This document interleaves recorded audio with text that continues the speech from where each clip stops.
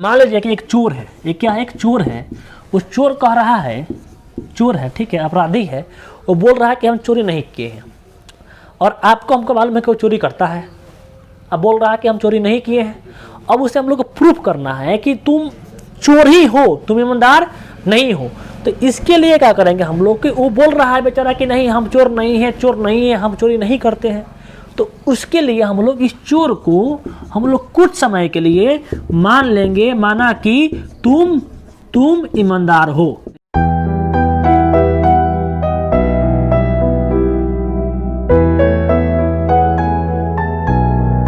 Hello student, कैसे आप सभी? आई होप कि आप अच्छे होंगे। और आज की वीडियो आप सभी के लिए बहुत खास वीडियो होने वाला है। और इस वीडियो में हम आप लोग को बताएंगे अपरिमेय संख्याओं को कैसे हम लोग सिद्ध करेंगे।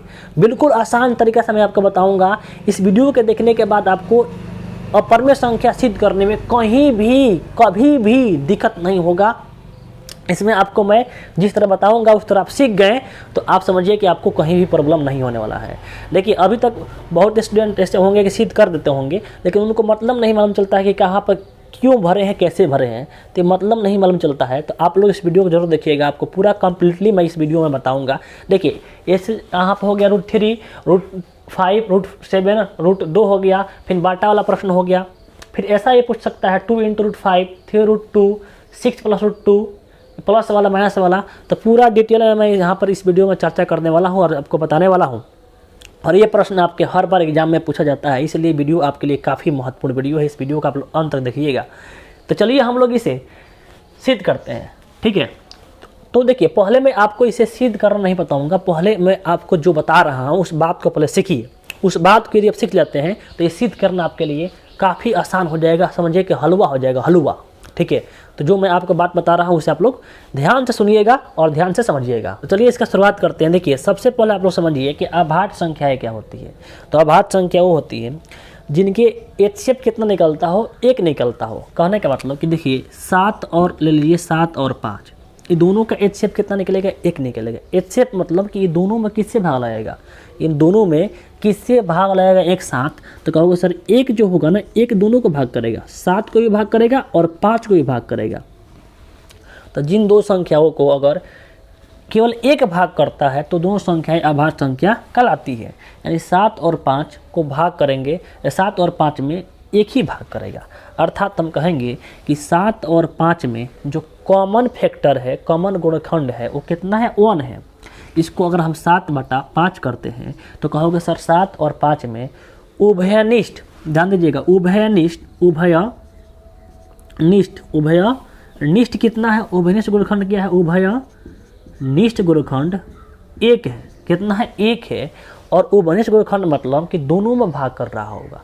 अगर मैं आपसे पूछूं कि बताइए 10 और 15, 10/15, ये दोनों में उभयनिष्ठ गुणनखंड कितना है, तो आप कहोगे सर कि दोनों में 10 और 15 में पहले तो 1 तो होगा, सब में भाग करेगा, 1 10 में भी भाग करेगा, 15 को भी भाग करेगा, और 5 भी हो जाएगा। यानी 10 को 1 भी भाग करेगा और 15 को भी 1 भाग करेगा, और 5 जो होगा 10 को भी भाग करेगा, 15 को भाग करेगा। तो इन 10/15 का उभयनिष्ठ गुणनखंड कितना है आपका, 1 है। 1 है और 5 है।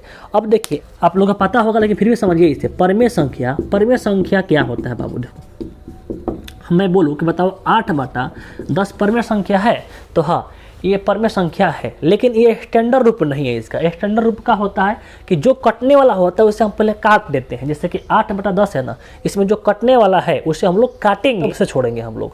तो कहोगे ये परिमेय संख्या तो है, P/Q के रूप में है, लेकिन ये सही रूप से नहीं है। सही रूप कब होता है, जो कटने वाला उसे काट देते हैं। जैसे कि 2 से कटने वाला है, 2 से काट देंगे, 4 हो जाएगा, 2 × 5 = 10, 4 कितना हो गया, 5 हो गया। अब बताओ 4/5 में कॉमन गुणनखंड कितना है, तो 1 है, क्योंकि 4 और 5 में केवल एक ही भाग कर सकता है, कोई दूसरा भाग नहीं कर सकता है। तब बोलेंगे कि ये जो संख्याएं होगी ये परिमेय संख्या होगी, और ये इसका स्टैंडर्ड फॉर्म है। स्टैंडर्ड फॉर्म मतलब कि ये इसका सही रूप है, ये ठीक है, मानक रूप है। कि परिमेय संख्या उसका मानक रूप होता है कि उसका परिमेय संख्या होता है ना, P/Q के रूप में होता है, ठीक है, यानी ऊपर नीचे होता है। और दोनों में केवल एक ही कॉमन होना चाहिए, मतलब कि 1 से ही भाग होना चाहिए। यानी उसका HCF कितना होना चाहिए, 1 होना चाहिए। तब कहेंगे कि परमेय संख्या के स्टैंडर्ड फॉर्म है। ये बात आप समझ गए। अब यहाँ पर ध्यान दीजिएगा, गौर कीजिएगा। यहाँ पे देखिए, अभी आप इसे कीजिए, जो जितना मैं आपको बता रहा हूँ उतना आप लोग सीखिए। मैं इसका ट्रिक ये बताऊँगा आप लोग, ट्रिक क्या है, एकदम आसान हो जाएगा आपका, ठीक है ना। देखिए यहाँ पे मैं आपसे बोलूँ कि बताइए कि 10 में भाग कर रहे हैं 2 से, 10/2 है। अब इसको हम बोले कि इसको लिखो हिंदी में, तो कहोगे ना कि 10 को 2 विभाजित करता है, विभाजित करता है, लिखोगे ना, करता है। तो विभाजित करेगा तो कितने बार में करेगा? 5 बार में करेगा। तो कहोगे 10 को 2 का कर रहा है, विभाजित कर रहा है। अब गौर कीजिएगा, तो विभाजित करेगा तो कितने बार में कटेगा? 5 बार में कटेगा। ये कट गया, ठीक। अगर मैं बोलूँ इसी तरह कि ऊपर m है, नीचे 2 है, तब बोलोगे सर कि यहाँ पर तो 10 था, तो लिख दिए कि 10 को आप 2 विभाजित करेगा। यहाँ पर क्या लिखेंगे इसके लिए कि सर m को 2 विभाजित करेगा, विभाजित करता है तो कितना बचेगा? कुछ काटेंगे तो बचेगा ना। अब आपको प्रॉब्लम हो जाएगा यहाँ पर कि m को 2 से कितने बार में काटे। यहाँ पर 10 था तो 2 से हम 5 बार में काट दिए, m को कितने बार में काटे हम, ये प्रॉब्लम है, ठीक है। तो इसके लिए हम लोग यहाँ पर इसके लिए कुछ यहाँ पर मान लेते हैं, हम लोग चर मान लेते हैं, ठीक है। इस बात को आप लोग यहाँ पर ध्यान रखिए, कुछ भी मान लेंगे आप यहाँ पर ABCD कोई भी यहाँ पर अक्षर मान सकते हैं, XYZ कुछ भी मान सकते हैं। यानी जब भी आपको ऊपर यहाँ पे m/2 है तो कुछ भी आप मान सकते हैं यहाँ पर, ठीक। इतना समझ गए आप। चलिए, ये चीज़ आप लोग को सीखना चाहिए। अब देखिए, एक हमको बात बताइए कि यहाँ पर ध्यान दीजिएगा, यहाँ पर 9 है और बटा 3 है, 9 है और क्या है? बटा 3 है। अब एक हमको बात बताइए, 9 को भाग कौन कर रहा है? यहाँ पर मानते हैं कि यहाँ पर आपका ये 9, चलिए ठीक है। 9 को भाग कौन कर रहा है? 3। तो इसको हिंदी में किस तरह लिखेंगे आप लोग कि 9 को 3 विभाजित करता है, 9 को 3 विभाजित करता है ना 9 को। अगर इसी चीज़ को मैं थोड़ा सा मॉडिफाई कर दूं और ऐसा कर दूं हम कि भाई ऐसा कर लो कि इसको ऐसा कर दो 3 × 3/3, तो कहोगे सर क्या हो गया? 9 को 3 विभाजित कर रहा था, तो अब तो ये जो नीचे वाला 3 है उस 3 को भी भाग करेगा, इस 3 को भी भाग करेगा। तो क्या हम लोग इसे ले सकते हैं क्या कि 3 को 3 विभाजित करता है? कर सकते हैं ना, बिल्कुल आसान। अब देखिए, इस चीज़ को और थोड़ा मैं इसको मॉडिफाई करूँ तो 3 के पावर 2 हो जाएगा बाई 3। बोलो समझ में आया? अगर जो चीज़ हम लोग लिख दिए कि 9 को 3 विभाजित कर रहा है, इसको मैं मिटा रहा हूँ, 9 को 3 विभाजित करता है, तो अगर 9 को हम लोग इस तरह चेंज करें 3 का स्क्वायर, तब बोलोगे सर कि एक काम कीजिए कि आप 9 लिख रहे हैं तो 9 की जगह पर आप ये भी लिख सकते हैं 3 का स्क्वायर, यानी 3 के स्क्वायर को 3 विभाजित करता है। तो जब 3 के स्क्वायर को 3 भाग करेगा तो स्क्वायर जब हट जाएगा ना फिर भी भाग करेगा, देखेंगे 3 स्क्वायर हट गया को 3 विभाजित करता है, विभाजित करता है। मेरी बात तो समझ पा रहे हो? ऐसे ही आते हैं। देखिए 3 का स्क्वायर था, 3 का स्क्वायर कितना था? 9 था, तो 3 के स्क्वायर को 3 भाग कर रहा है, तो स्क्वायर ये हटा भी देंगे ना हम तो फिर भी इसको भाग करेगा ही, तो कितना बच गया? 3 बच गया। तो 3 को 3 विभाजित करता है, ठीक है। अब एक बात समझिए कैसे कि अब देखिए 3 का स्क्वायर तो 3 का स्क्वायर कितना होता है? 3 × 3, नीचे 3 है तो एक 3 को भी भाग करेगा ना, ये स्क्वायर वाला तो भाग करेगा ही करेगा, और जो एक 3 बचेगा उसको भी भाग करेगा। तो इसको देखिए हम लोग कैसा करेंगे, यहाँ पर देखिए ध्यान दीजिएगा। अगर आपसे ऐसा हो जाए कि कहे कि x स्क्वायर, चाहे हम यहाँ पर आ जाए कि आपका a स्क्वायर बाई आपको 5 आ जाए, तब कहोगे सर कि सेम इसके जैसा है कि a स्क्वायर को 5 का कर रहा है, भाग कर रहा है, तो लिखेंगे कि a स्क्वायर को 5 विभाजित करता है, सेम इसके जैसा।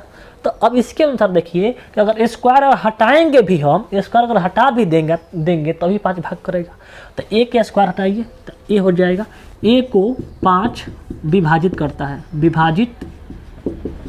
है, ठीक है। मेरी बात आप समझ पा रहे हैं? सेम इससे मैच कराइए, इससे आप मैच कराइए। देखिए 3 के स्क्वायर को 3 भाग कर रहा था तो स्क्वायर हट गया तो 3 को 3 भाग कर रहा है। उसी प्रकार देखिए a के स्क्वायर को 5 भाग कर रहा है तो a को भी 5 भाग करेगा। ये मेरी आप बात समझ रहे होंगे, ठीक है। बात बताओ कि अभी हम 10 में अगर हम 2 से भाग करें, 10 में 2 से भाग करें तो कितना आएगा? 5 आएगा। बहुत सिंपल चीज़ है। देखिए जितना मैं आपको बात बता रहा हूँ उतना आप सीखते चलिए। आप तो जानते भी होंगे ना, फिर भी इसे देखिए, ये आपको समझने यहाँ बनाने में बहुत हेल्प करेगा। 10/2 है, भाग करें कितना बार कटेगा 5 बार में। तो क्या इसे हम लोग 10 बराबर 5 × 2 कर सकते हैं? बिल्कुल कर सकते हैं, गुणा कर सकते हैं। तो क्या हम पूछे आपसे कि बताइए कि अगर बोले a/5 है तो a को 5 भाग कर रहा है, तो यहाँ पर देखो 10 को 2 भाग किया, कितने बार में भाग किया? 5 बार में भाग किया। तो हम लोग दिए 10 बराबर 5 × 2, 5 × 2। a को 5 भाग कर रहा है तो कितने बारे में भाग करेगा ये हमको मालूम नहीं चल पाया, क्योंकि ऊपर a है और a कोई अंक होता है ऊपर तो हम पता कर लेते हैं कि कितना बार में कर रहा है भाग, लेकिन ऊपर a है तो ये कितना हो जाएगा आपका? शांत रहो सब, क्या कर रहा है?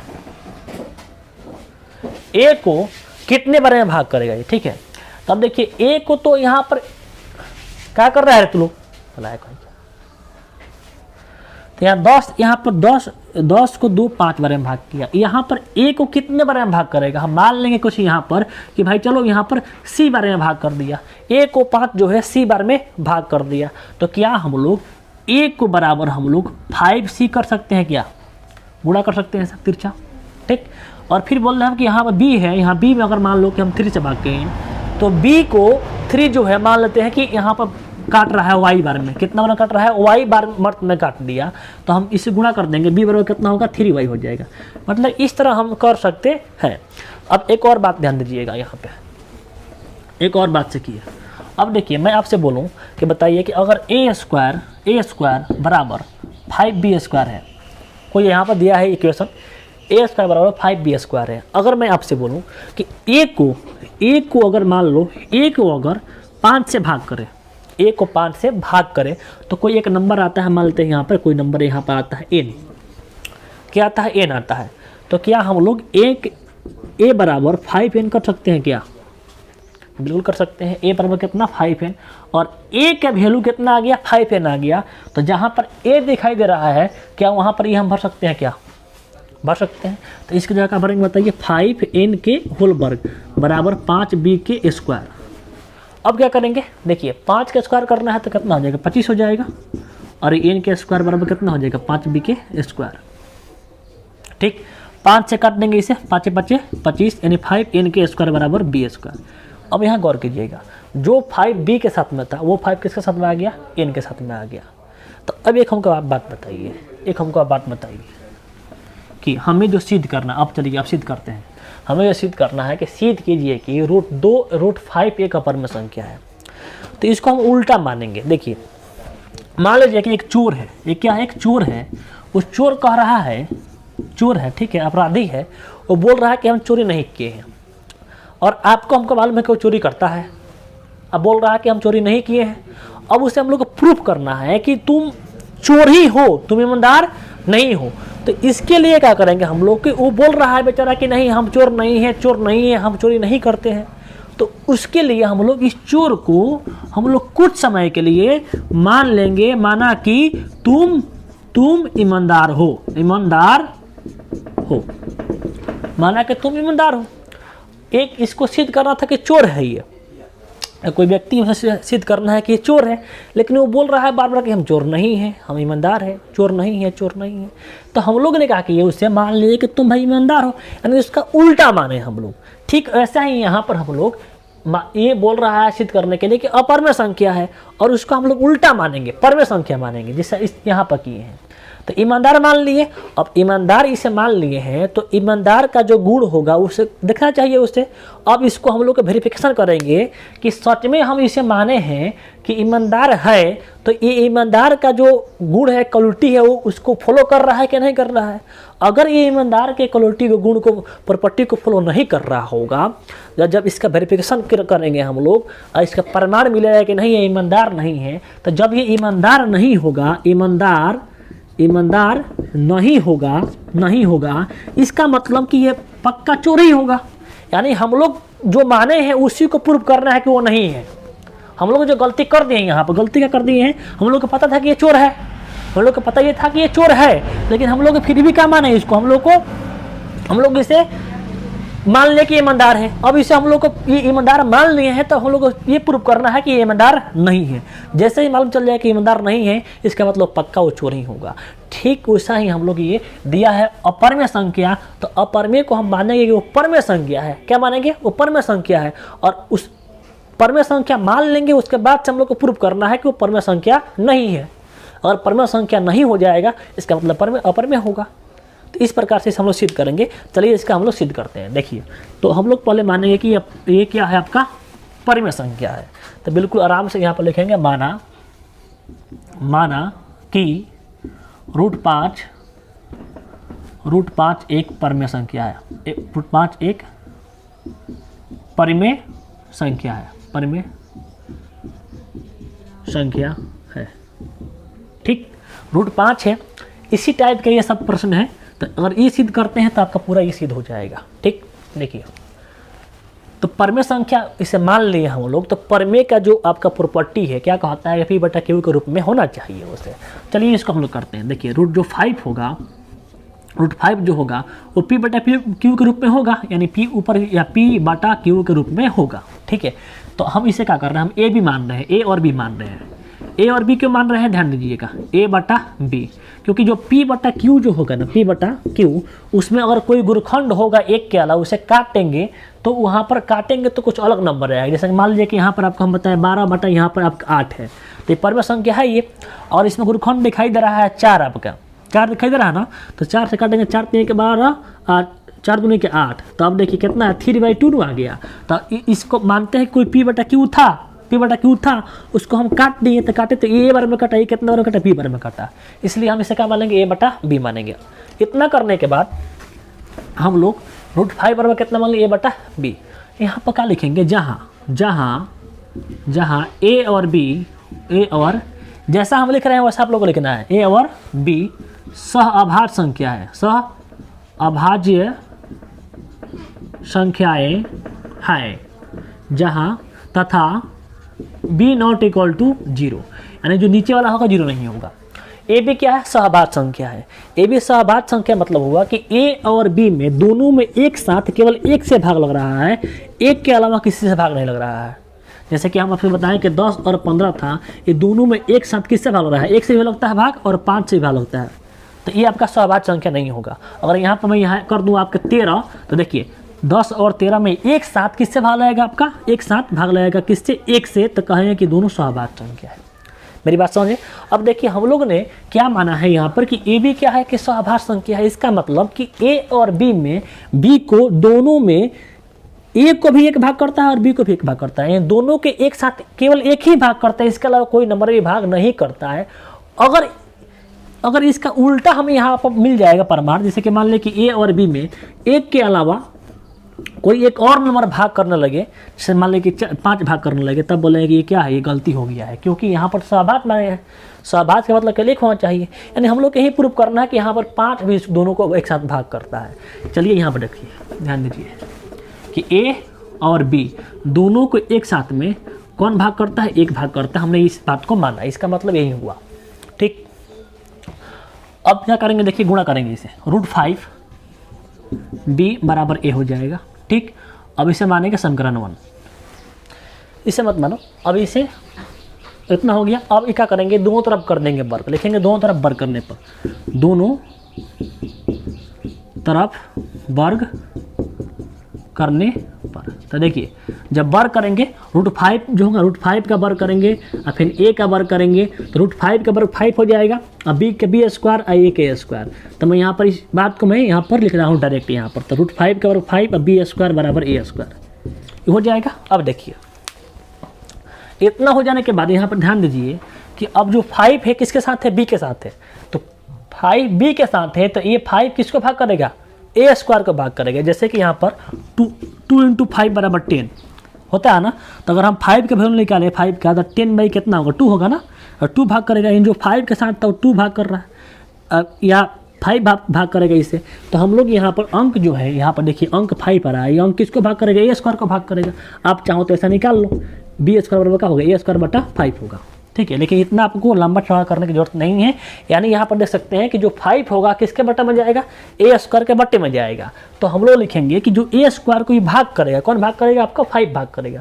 तो लिखेंगे यहाँ ए स्क्वायर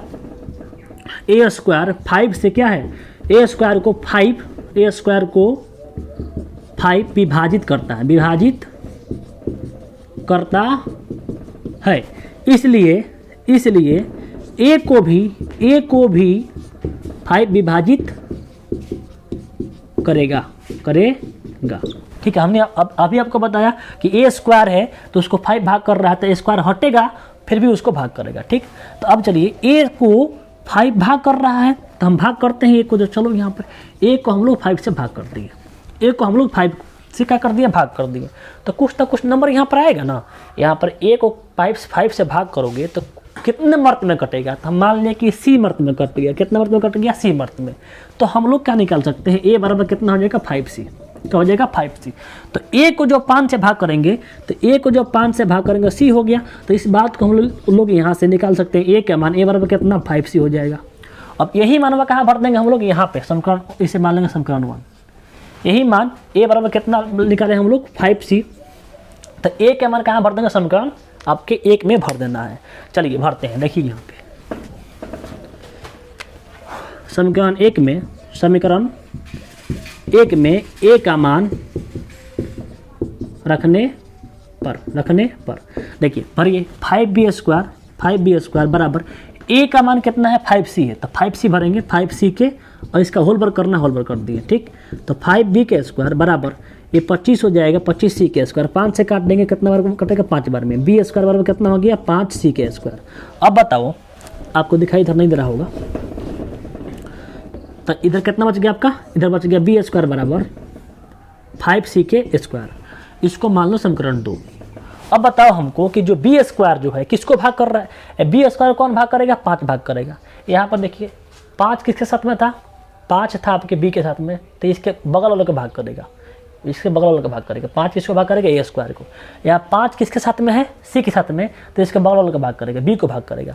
तो हम लोग लिखेंगे कि बी स्क्वायर, इधर मैं कर दे रहा हूँ, बी स्क्वायर को कौन भाग कर रहा है, 5 भाग कर रहा है। यहाँ पे मैं कर रहा हूँ, ठीक है, बी स्क्वायर को यहाँ बी स्क्वायर को 5 विभाजित करता है, इसलिए बी को भी 5 विभाजित करेगा। ठीक है, ये बात समझ में आया।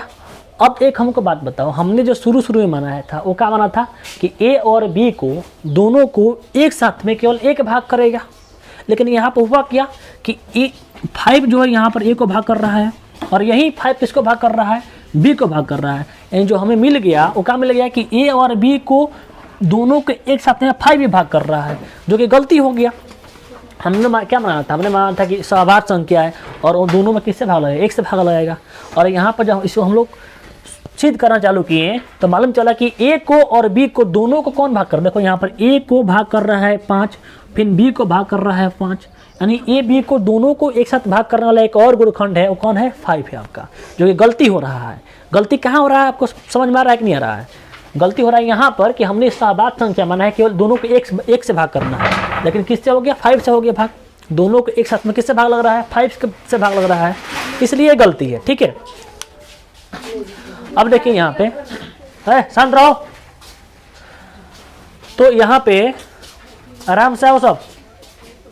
यहाँ पर ए और बी को दोनों को एक साथ में भाग करने वाला एक और मिल गया, कितना मिल गया आपका, 5 मिल गया। ठीक है, तो इसलिए हम लिखेंगे यहाँ पर कि समीकरण 1 और समीकरण, इसको समीकरण 2 मान लो, इसको समीकरण 2 मान लो। समीकरण 1 और समीकरण 2 को 2 से पता चलता है, शांत रहो रे, चलता है कि ए और बी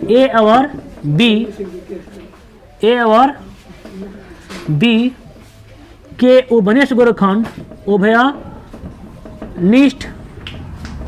गुणनखंड एक के अलावा 5 भी है, 5 भी है जो हमारे मान्यता के विरुद्ध है, मान्यता के विरोधाभास है, विरोधाभास है। विरोधाभास मतलब कि हाँ जो माने हैं उसका उल्टा है। हमने क्या माना है? हमने माना है कि सहभाज्य संख्या है। सहभाज्य मतलब कि एक है, तो हमने लिखा कि समीकरण 1 और 2 से पता चलता है कि ए और बी के जो कॉमन फैक्टर, कॉमन गुणनखंड है, जो उभयनिष्ठ गुणनखंड है, 1 के अलावा 5 भी है, जो हमारे में आता है क्या है? विरोध है, उल्टा काम कर रहा है। इसलिए क्या है? इसलिए √5 एक अपरिमेय संख्या। अतः कर लेंगे, अतः यहाँ पर,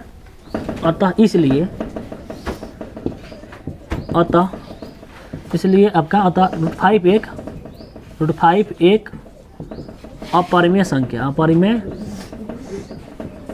संख्या है। ठीक है, इस प्रकार से इस चीज़ को हम लोग शुद्ध करेंगे। ये पूरा आपका हुआ डिटेल मेथड। अब बात करेंगे हम लोग ट्रिक के। ठीक है, अब देखिए इसके अलावा इसमें यदि आपको √2 का सिद्ध करना हो, √3 का सिद्ध करना हो, तो आपका भाषा सब इसी तरह रहेगा, ये आपका नहीं रहेगा। ठीक है, सब इसी प्रकार से रहेगा। अब √3 कह देगा तो जहाँ √5 है वहाँ कितना भरेंगे? √3 भरेंगे। जैसे देखें यहाँ पर अगर कह दे √3 यहाँ पर, तो यहाँ पर √3 कर देंगे, यहाँ पर √3 कर देंगे, फिर यहाँ पर भी √3 कर देंगे। ठीक है, यहाँ 3, यहाँ पर देखिए 3 का करेंगे तो 3 होगा। यहाँ पे यहाँ पर आपका क्या हो जाएगा? 3 हो जाएगा।